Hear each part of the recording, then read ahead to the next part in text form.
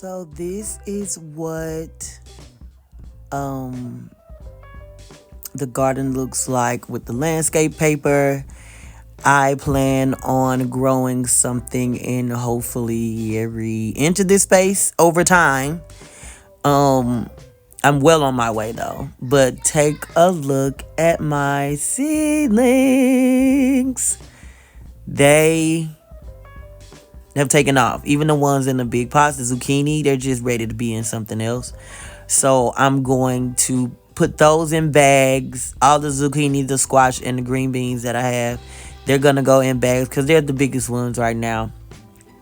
So I've decided to take all 6 of my grow bags from last year and reuse the soil because what? I don't want to buy any more soil other than the ones that go in the raised bed. So I'm just trying to save money. So I've literally dumped all this soil and I'm going to show you all the things that I use to get to amend this soil, and I got them all for free because I've got an Easter brunch coming up. I've got shows. I just don't want to spend a whole bunch of money on fertilizer, and so I found ways to use what I have.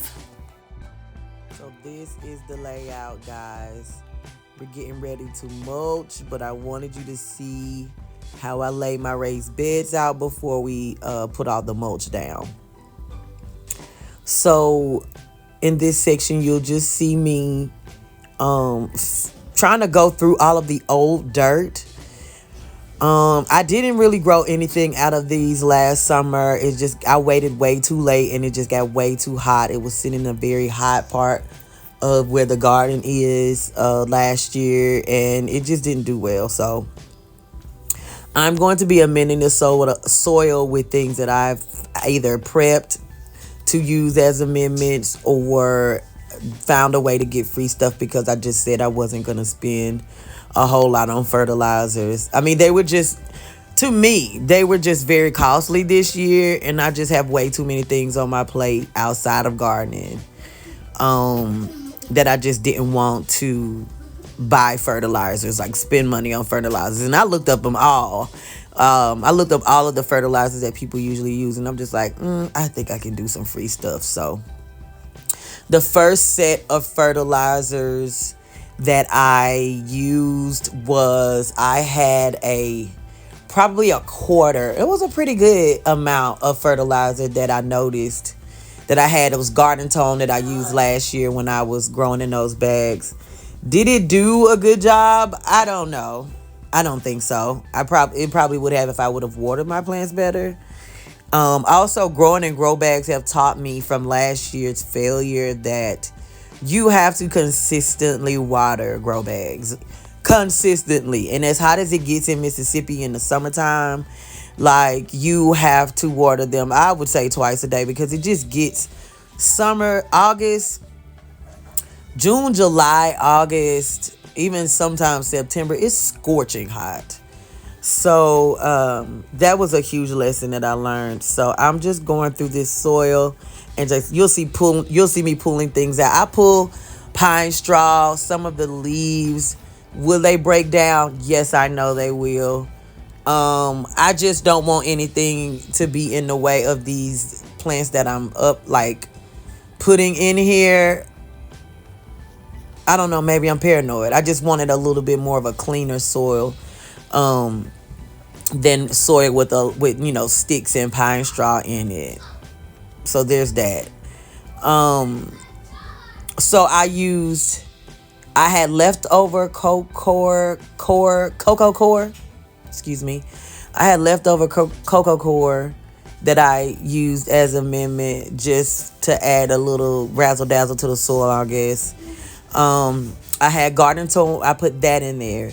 I also had I've saved I think it came out to be 2 or 3 18-count eggshells that I ground up into a powder and just kind of sprinkled over all of the dirt as well. I used coffee grounds that I've been saving from work because I drink coffee every single day.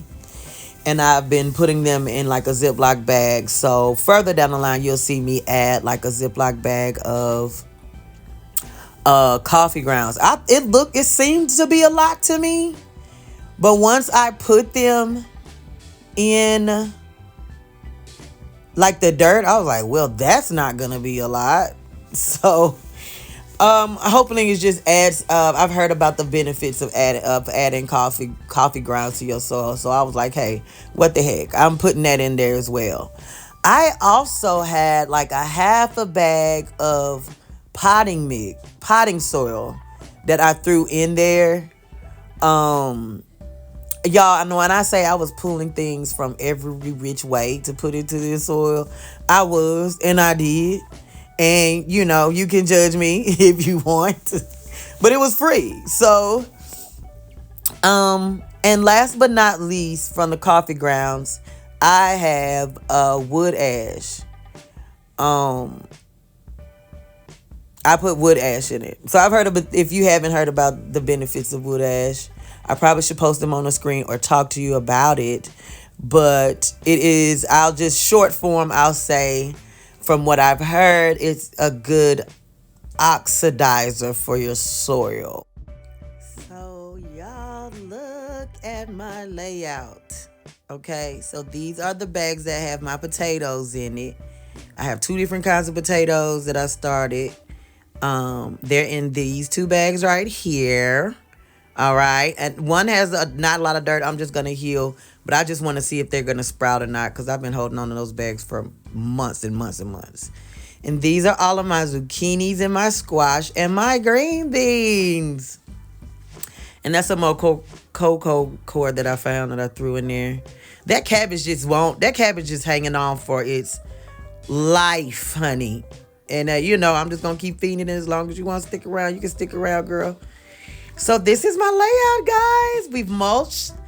We've mulched everything down. I just need to get all of the dirt for my raised beds. I'm getting that next week. It's just one thing at a time. But I got my zucchini out, and these are my babies that are left. Some of them, this is what I mean by the hot spot of the house, because they're drying out. You can already tell how they're like turning yellow. So I am very proud of my space. I started out with very, very little, and now I've grown into this space. And I really can't wait to see what all I get to grow this year, guys. Thank you so much for watching. If you made it to the end of this video, hit that subscribe button. I'll see y'all in my next video. Bye.